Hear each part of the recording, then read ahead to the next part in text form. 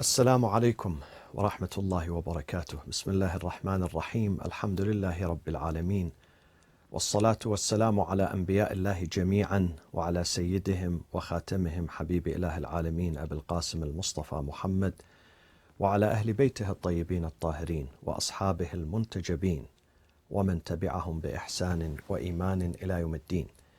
May Allah accept your fasting, your prayers, your supplications during this holy month of Ramadan, my friends.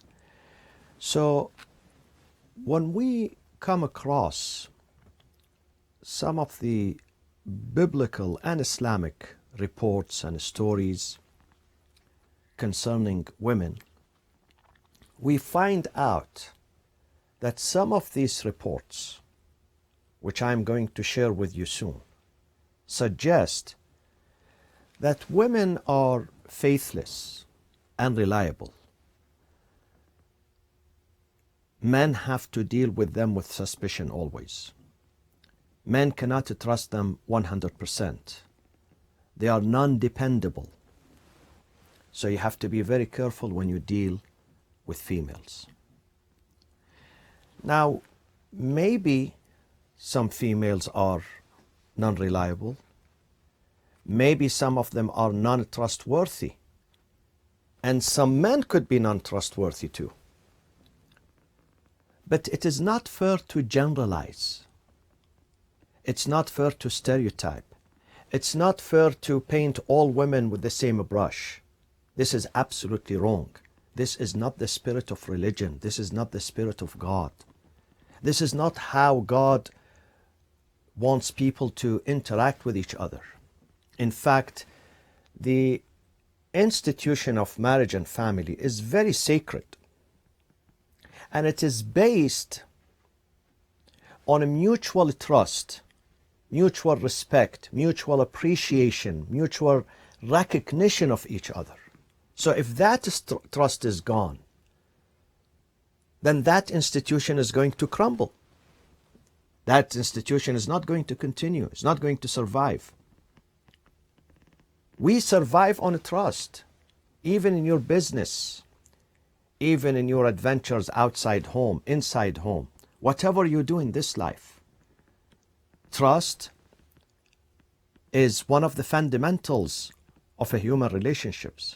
So if that trust is gone, if it is replaced with fear and suspicion, then life is not going to be stable. Life is not going to be harmonious. Husband and wife are not going to be able to live together and respect each other and work together. But unfortunately, we do have these. We do have these reports, though we consider them after thorough investigation to be unreliable, to be not trustworthy, the reports I mean, to be unacceptable. But they are still found in our books, in biblical books, and in the Islamic hadith. Let me share with you the Holy Bible now. Let's begin with the Holy Bible, and then we go to the hadith that has been attributed to the Prophet. In the Holy Bible, we find there are some pictures that degrade women and make them always subhuman. For instance, in the book of Jeremiah,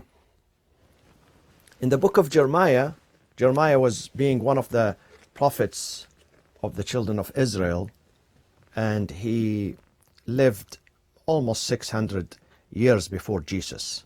In Arabic, he's Ermiah, one of the descendants of Jacob, Yaqub alayhi salam. In that book, if you see in the Holy Bible, book of Jeremiah here, see, and that is chapter 3, verse 20. Chapter 3, verse 20. God says women are non-trustworthy. This is what Jeremiah says. Share with me here. It says, surely as a wife treacherously departs from her husband, so have ye dealt treacherously with me. Jeremiah is telling his community, the children of Israel, surely as a wife treacherously departs from her husband, so you have dealt treacherously with me, O house of Israel, said the Lord. Said the Lord. This is what troubles me. What troubles me is that this is not a statement of a human being attributed to a human being. So we say he was angry, he was frustrated with his wife, with some women. But when they attribute these statements to the Lord who never discriminates between genders or between colors. Come now with me to the book of Deuteronomy. This is the 5th book in the Torah, which presents the Mosaic law to the children of Israel. And we come again to chapter 25. This is Deuteronomy. This is the Bible. This is Deuteronomy. This is chapter 25, verses 11 and 12. It says that when two people fight among themselves, and the wife of one of them interferes to support her husband, and she accidentally smites the enemy, the opponent, or she grabs his private parts. It's here. I'll read it for you. Then the husband, after the fight, after his wife comes to his aid and help, and she supports him, and she helps him, and she saves him, he has to cut off her hand because she touched that man.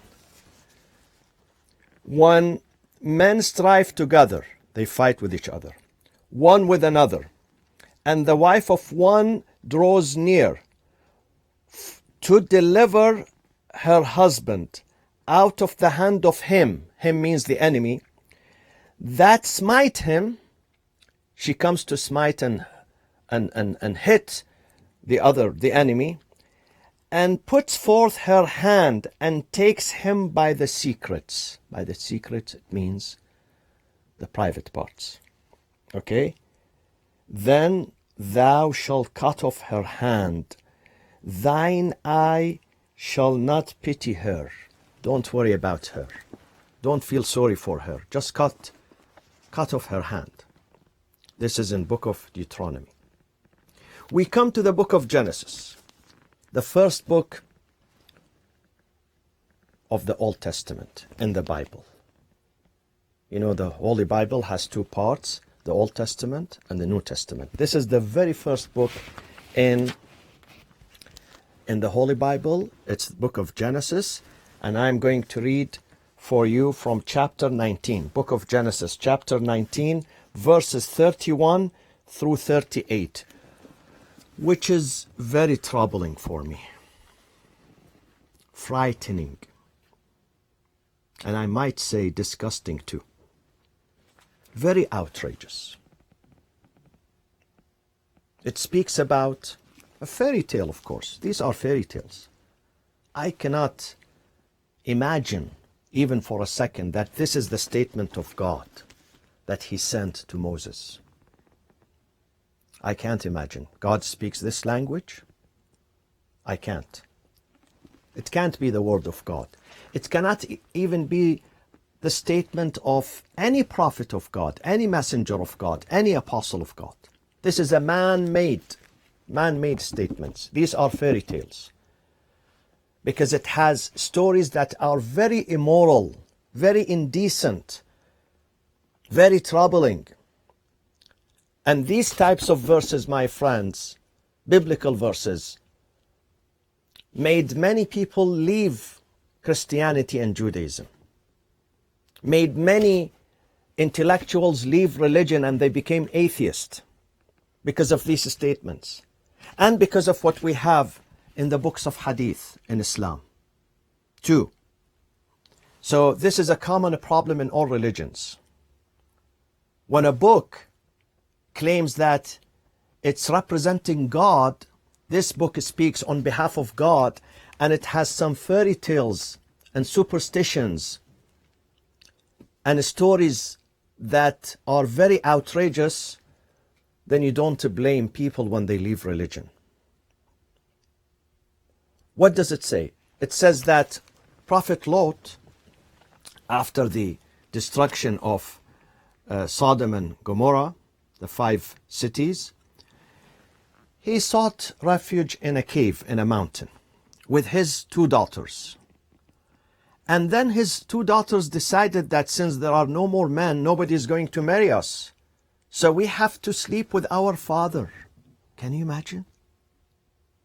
And they slept with their father. And then they have begotten sons from their fathers. And those 2 sons became the head, the leaders, the grandfathers of all the people that you see today. And the firstborn, this is the oldest son, said unto the younger, Our father is old, and there is not a man in the earth to come in unto us after the manner of all the earth. After what happened to the earth, God destroyed it. There are no men, survival. So come, let us make our father drink wine. Now this is the second crime. The first one is fornication. The second one is drinking alcohol, drinking wine. And we will lay with him that we may preserve seed of our father. And they made their father drink wine that night, and the firstborn went in and lay with her father, and he perceived not when she lay down, nor when she arose. The father was completely knocked down. How much wine he drank, I don't know. They know. So he did not even feel that his daughter is sleeping with him, neither in the beginning, nor in the middle, nor at the end. Okay? And it came to pass on tomorrow, on the morrow. This is exactly what it says, on the morrow. And the firstborn said unto the younger, Behold, I lay yesternight with my father. Let us make him drink wine this night also, and go thou in and lay with him, that we may preserve seed of our father. And they made their father drink wine that night also, and the younger arose and lay with him, and he perceived not when she lay down, nor when she arose. Same story. He didn't even feel. He felt nothing. And it is very strange. I don't want to go into details. Thus were both the daughters of Lot with child by their father. They conceived and they delivered 2 sons by their father. And the firstborn bare a son, and called his name Moab. The same is the father of the Moabites unto this day. So the Moabites are the descendant of this beautiful son. The son that came as a result of a sleeping of one daughter with her father. And the younger, she also bare a son, and called his name Ben-Ammi. Ben-Ammi. Now I understand why some women call their husbands Ben-Ammi. This is Ben-Ammi. See it here? Okay? The same is the father of the children of Ammon unto this day. This is in the Holy Bible. These stories tells us a lot. That first of all, women were faithless. They can do anything to justify the end. They can commit incest. They sleep with their fathers, which didn't happen. Of course, we don't believe in these stories. Lot was an honorable prophet of God, an example. He would not drink. He would not give in to his daughters. And his daughters are honorable. They would not do that. These are fabrications. These are fabrications, cut and paste, brought from somewhere else and put in this book and presented to the people as part of being Bible. The original Bible was lost, unfortunately. These are fairy tales, stories, myths. But they make women look as being treacherous, betrayers, and untrustworthy. And we have the same. These stories, some of them infiltrated Islamic literature, not the Quran. This book, the Quran, God promised, إِنَّا نَحْنُ نَزَّلْنَا الذِّكْرَ وَإِنَّا لَهُ لَحَافِظُونَ. God is holding fast to this book, protecting this book from any alteration, from any changes, from any superstitions. But God did not promise about the hadith. And the hadith, unfortunately, was banned after the time of the Prophet. It was banned. This is why the authentic hadith was lost. And it was replaced by hadiths that we hardly know their sources and their origins. I'm not saying the entire hadith is fabrication, no, because we have a science of hadith, and the job of this science is to filter the hadith. But filtering the hadith is not easy. It's not an easy task. Still, with all these filtrations, we still have some hadiths that does not make sense. When it comes to women, it's really either we cannot trust the hadith, or even if we trust the hadith, we realize that women being degraded, women being assaulted, women being portrayed in a way that they have no sanctity, no respect, no value, including the wives of the Prophet, my friends. Let me share with you what Sunan an-Nasa'i. Okay, again, this is the book. This is the book which has six books of hadith here. Bukhari, Muslim, and then Tirmidhi, Abu Dawud al-Sajistani, Sunan an-Nasa'i, and Ibn Majah Al-Qazwini. Those are the six main transmitters, muhaddithin, huffaz, narrators of hadith in the school of Sahaba. Let's come to Sunan an-Nasa'i. And as I said, Nasa'i from Nasa. Nasa is a village outside Shiraz, Iran. Okay? He tells us hadiths here. The title is Kitabu Ishrat al-Nisa. Ishrat al-Nisa, how do you deal and how do you live with women? Then he comes here and he tells us stories about the wives of the Prophet and how they were fighting among themselves. So when you hear wives of the Prophet fighting among themselves, would you respect them after that? Would you believe that they are role models and examples? Would you? Listen to what he says. He says on behalf of Aisha, he says, the Prophet would spend more time with me, so other wives, they got jealous. First, they sent Fatima to mediate. Fatima's mediation, Fatima to Zahra alayhi salam, did not work. Then they sent Zainab bint Jahsh. So Zainab came and she started shatamatni. Here. She came and she was telling the Prophet, "O Prophet of God, you have to be just with your wives. You cannot spend most of your time with this lady. You have to be just. You have other responsibilities too." So then, قالت فشتمتني. Aisha says, Zainab, the wife of the Prophet, the other wife, she slandered me, she cursed me. فشتمتني. فجعلت حتى ظننت أنه لا يكره أن أنتصر منها. I looked at the Prophet and I realized that the Prophet is okay with me to fight back. فاستقبلتها فلم ألبث أن أفحمها. I basically, in today's language, I shut her mouth. Zainab, I shut her mouth. Here up, the same hadith, the same story says, حتى أثخنت عليها. حتى أثخنت عليها. So I was fighting back and I wounded Zainab, wounded her verbally, excessively. أثخنت عليها means when you hit someone, when you wound someone excessively. حتى أثخنت عليها. فقال رسول الله, the Prophet justified this and he said, إنها ابنة أبي بكر. She's the daughter of Abu Bakr. What can I do? Meaning that she's outspoken, she's brave. Okay? And then we come here. We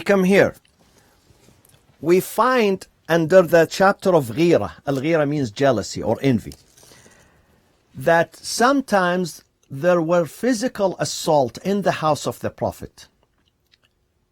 In one hadith it says, they brought the Prophet بقصعة فيها طعام فضربت يد رسول الله فسقطت القصعة فانكسرت. They brought plate of food to the Prophet. This wife, they don't mention the name of the wife in this hadith, but we're going to discover it soon. So this wife, she hits the Prophet on his hand. فضربت يد رسول الله. This is the hadith. The hadith, if you want to check it out, باب الغيرة, hadith number 3407, Sunan al-Nasa'i. Sunan al-Nasa'i. So she hit the hand of the Prophet and the plate fell down and the food was spoiled.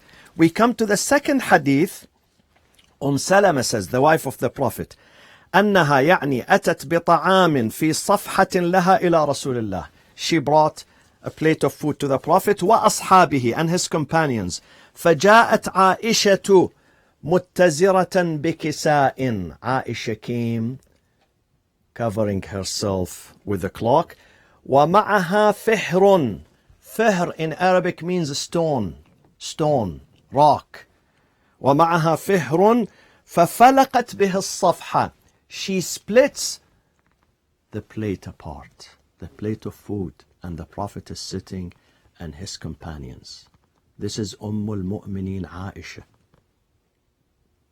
This is considered, according to these books, the favorite wife of the Prophet. This is the most knowledgeable women in the history of Islam. She splits the plate of food. فجمع النبي بين فلقتي الصفحة. The Prophet started to gather the pieces of the plate. And then you go to another hadith here.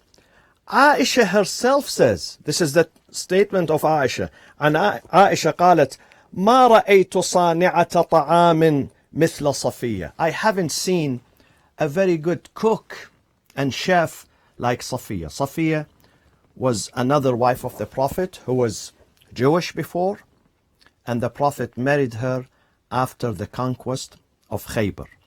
So she accepted Islam and she became the wife of the Prophet. And in this book says, always Aisha and Hafsa would tease her, and they call her Ya bint al-Yahudiyya, or the daughter of the Jews. So she came to the Prophet complaining, Ya Rasulullah, these two wives call me the daughter of the Jews. The Prophet said, what's wrong with that? Tell them, my father is Moses, my grandfather. My uncle is Aaron, and my husband is Muhammad sallallahu alayhi wa sallam. فَمَا الَّذِي تَنْكُرَانِهِ مِنِّي. What is wrong with that? So Aisha here says, Safiya would cook good food. أهدت إلى النبي إناء فيه طعام. She gifted the Prophet with a plate of food. فَمَا مَلَكْتُ نَفْسِي أَنْ كَسَرْتَهُ.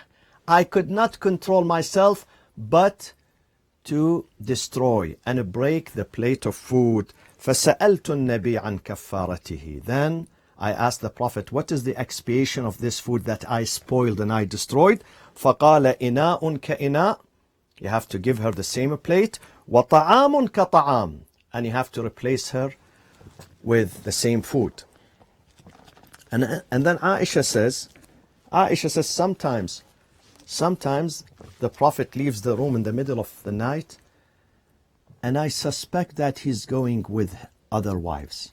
So I stand and search for the Prophet. This is in the page of Ishratun Nisa, before he reaches the book of Talaq, divorce, hadith number 3414, Sunan al-Nasa'i, and Aisha. افتقدت رسول الله ذات ليلة. I missed the Prophet one of the nights. He was not in the room. فظننت أنه ذهب إلى بعض نسائه. I suspected that he went to some of his wives. فتجسست. I was spying on the Prophet. ثم ثم رجعت, I came back to my room, فإذا هو راكع أو ساجد. I saw the Prophet either prostrating or bowing in prayers. يقول سبحانك وبحمدك لا إله إلا أنت. He's doing tahajjud midnight prayers. فقلت بأبي وأمي إنك لفي شأن وإني لفي شأن آخر. You are in one state and I am in different state. You are worshipping God and I am suspecting about you. And we have other hadiths that says Aisha used to get angry at the Prophet. Angry at the Prophet. Rasulullah sallallahu alayhi wa sallam, the best man, the most forgiving, the most compassionate, the most easygoing. And God says about him, وَإِنَّكَ لَعَلَى خُلُقٍ عَظِيمٍ. No one had the manner, the beautiful manner of being humble, easygoing, forgiving, loving, caring, like the Prophet. Aisha gets angry at him. These are in these books. These books, my brothers, these books are sacred in the school of Sahaba. Look at the hadith. Babu, this is Sahih al-Bukhari. Babu غيرة النساء ووجدهن. The chapter of the envy of women and their anger. The Prophet said, Aisha says, and Aisha قالت قال لي رسول الله إني لأعلم إذا كنت عني راضية وإن كنت علي غضبة. I know, I can realize when you are happy with me and when you are angry at me. فقلت من أين تعرف ذلك? How do you know? Aisha is asking the Prophet. فقال أما إذا كنت عني راضية فإنك تقولين لا ورب محمد وإن كنت غضبة قلت لا ورب إبراهيم. When you are happy with me, you will say, you will bring my name. When you use the oath, you say with the Lord of Muhammad. But when you are angry at me, you say by the Lord of Abraham. So I know when you are happy and we are angry. And let me, one more hadith and we go. This is 57 Bukhari. 57 Bukhari. It says that sometimes the wives of the Prophet, Aisha and Hafsa, fight among themselves. And this is, my friends, Babu إذا بكى الإمام في الصلاة صحيح البخاري. صحيح البخاري. The chapter when the Imam cries in the Prophets, it says that the Prophet was sick and Aisha and Hafsa were competing among themselves. Which one brings her father to lead the prayers? At the end, Aisha succeeded. So Hafsa is saying to Aisha, مروا أبا بكر فليصلي بالناس. قالت حفصة لعائشة. Hafsa is saying to Aisha, ما كنت لأصيب منك خيرا. ما كنت لأصيب منك خيرا. I have not seen any goodness out of you, O Aisha. So when you read these collections, naturally you are not going to respect women, even the wives of the Prophet, where the Quran says about them, لستن كأحد من النساء إن اتقيتن فلا تخضعن بالقول. The wife of the Prophet who are supposed to be role models to the community. This is what happened. And we have to research the history. I know it is painful. I know it is painful. But my friends, we don't understand the authentic Islam. We are not going to understand what happened during the time of the Prophet in his house unless we investigate the history of Islam. And then we're going to know who's who. And we have to know who's who. We cannot follow blindly. If we truly love Islam and care about Islam, and we care about ourselves, and we respect our brains and our intellects, we have to discover the truth. We have to discover the truth. Yes, we live in harmony, in unity here. We work together.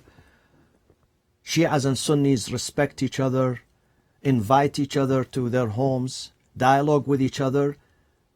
But does that mean we should not discuss the truth? Does that mean we should sweep the history under the carpet? and we don't know what happened, and if they ask us, we say, well, this is not my business? No, we should know. We should know who's who. Therefore, let's come now to this hadith from Abu Abdullah. This is from the school of Sahaba. Al-Hakim al-Naysaburi في المستدرك على الصحيحين. The name of his book is Mustadrak على الصحيحين. He was born in the city of Naysabur, and he died in Naysabur, today's Nayshabur, in the province of Khurasan in Iran. He was born in year 321. His title is Hakim because he was appointed as a judge.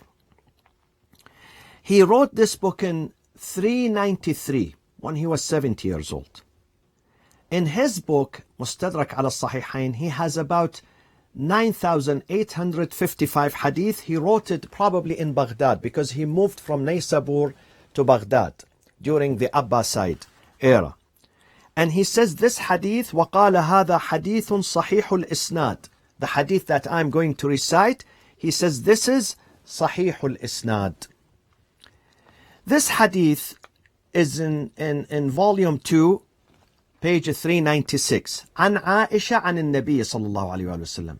Aisha is the one who narrates this hadith. That the Prophet said, لا تنزلوهن الغرف. Do not lodge or place your wives or women in the ghurfa. Ghurfa is the upper floor of the house. Hujra is the lower, and ghurfa is the upper. وَهُمْ فِي الْغُرَفَاتِ آمِنُونَ. So the ghurfa has a view. So don't place them in rooms that have a view, so men cannot see them and they cannot see men.